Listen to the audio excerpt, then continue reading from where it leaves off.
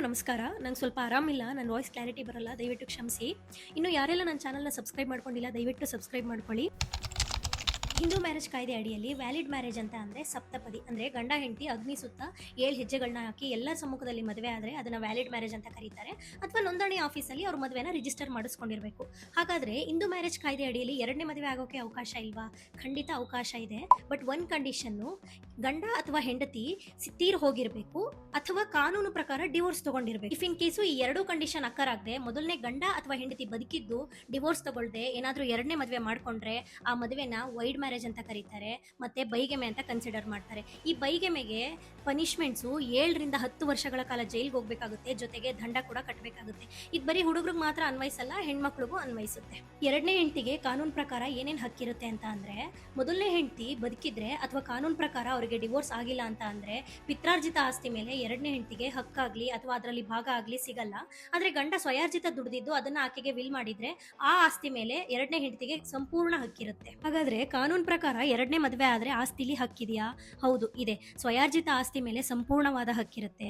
But ಗಂಡನ್ಗೆ ಏನಾದ್ರೂ ಪಿತ್ರಾರ್ಜಿತ ಆಸ್ತಿ ಇದ್ರೆ ಅದಕ್ಕೆ ಡೈರೆಕ್ಟ್ ಕೋಪಾರ್ಸಿನರಿ ರೈಟ್ಸ್ ಇರಲ್ಲ. ಗಂಡ ಜೀವಂತವಾಗಿದ್ದವಾಗ ಯಾವುದೇ ರೀತಿಯಾದಂತಹ ಹಕ್ಕಿರಲ್ಲ. ಗಂಡ ಸತ್ತ ಮೇಲೆ ಆಕೆಗೆ ಸಂಪೂರ್ಣವಾದ ರೈಟ್ಸ್ ಇರುತ್ತೆ. ಕೋಪಾರ್ಸಿನರಿ ಅಂತ ಅಂದ್ರೆ 4 ತಲೆಮಾರು, ನಾನು, ನಮ್ಮಪ್ಪ, ನಮ್ಮ ತಾತ, ಅವ್ರ ತಂದೆ, ಈ 4 ಜನಕ್ಕೆ ಹುಟ್ಟುತ್ತಾನೆ ಆಸ್ತಿ ಮೇಲೆ ಹಕ್ಕಿರುತ್ತೆ. ನೆಕ್ಸ್ಟ್, ಎರಡನೇ ಹೆಂಡತಿ ಮಕ್ಕಳಿಗೆ ಪ್ರಾಪರ್ಟಿ ಮೇಲೆ ರೈಟ್ಸ್ ಇದೆಯಾ ಅಂದ್ರೆ ಆಸ್ತಿ ಮೇಲೆ ಹಕ್ಕಿದೆಯಾ ಅಂತ ಕೇಳಿದ್ರೆ ಖಂಡಿತವಾಗ್ಲೂ ಇದೆ. ಕಾನೂನು ಅಡಿಯಲ್ಲಿ ಎರಡನೇ ಮದುವೆನ ಮಾತ್ರ ಇನ್ವ್ಯಾಲಿಡ್ ಮ್ಯಾರೇಜ್ ಅಂತ ಕರೀತಾರೆ. ಬಟ್ ಆ ಎರಡನೇ ಮದುವೆಯಲ್ಲಿ ಹುಟ್ಟಿದಂಥ ಮಕ್ಕಳನ್ನ ಲೆಜಿಟಿಮೇಟ್ ಚೈಲ್ಡ್ ಅಂತ ಕರೀತಾರೆ. ಲೆಜಿಟಿಮೇಟ್ ಚೈಲ್ಡ್ ಅಂತ ಅಂದ್ರೆ ಕಾನೂನು ಅಡಿಯಲ್ಲಿ ಇಂಥ ತಂದೆ ತಾಯಿಯ ಮಗು ಅಂತ ಗುರುತಿಸಿರ್ತಾರೆ. ಸೊ ಇದನ್ನೇ ಲೆಜಿಟಿಮೇಟ್ ಚೈಲ್ಡ್ ಅಂತ ಕರೆಯೋದು. ಆದ್ರೆ ಇಲ್ಲಿ ಡೈರೆಕ್ಟ್ ಕೋಪಾರ್ಸಿನರಿ ರೈಟ್ಸ್ ಇರಲ್ಲ. ಅಂದ್ರೆ ನಾನು ಆಗ್ಲೇ ಹೇಳ್ದಾಗೆ, ಇವಾಗ ನನ್ನ ತಂದೆಗೆ ನನ್ನ ತಾತನ ಆಸ್ತಿ ಬಂದಿದೆ, ಸೊ ನಾನು ಹೋಗಿ ಡೈರೆಕ್ಟ್ ಆಗಿ ನನ್ನ ಪಾಲನ ಕೇಳ್ಬೋದು. ಕೊಡ್ಲಿಲ್ಲ ಅಂತ ಅಂದ್ರೆ ನಾನು ಕಾನೂನು ಪ್ರಕಾರವಾಗಿ ಹೋಗಿ ಆಸ್ತಿನ ತಗೊಳ್ಳೋ ಅಂತ ಹಕ್ಕಿದೆ. ಬಟ್ ಎರಡನೇ ಮದುವೆಯಲ್ಲಿ ಮಕ್ಕಳಿಗೆ ಆ ತರ ಹಕ್ಕು ಇರಲ್ಲ.